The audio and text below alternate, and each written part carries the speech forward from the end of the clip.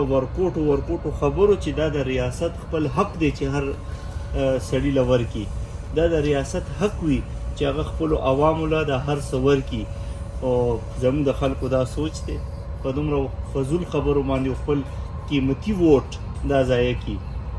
نن دا حل دی چې پاکستان سره هر څه شته او خپل ځان نشي مخکې کولی.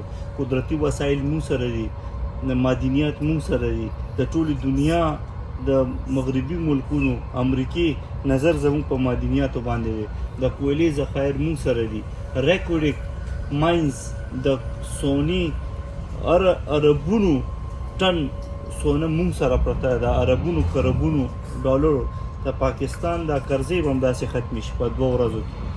خو څوک هغه سوچ نشته، هغه خلک نشته، پالیسي نشته دی، پالیسي میکرز نشته. او چې دا خبرې ما کولې 15 کاله نو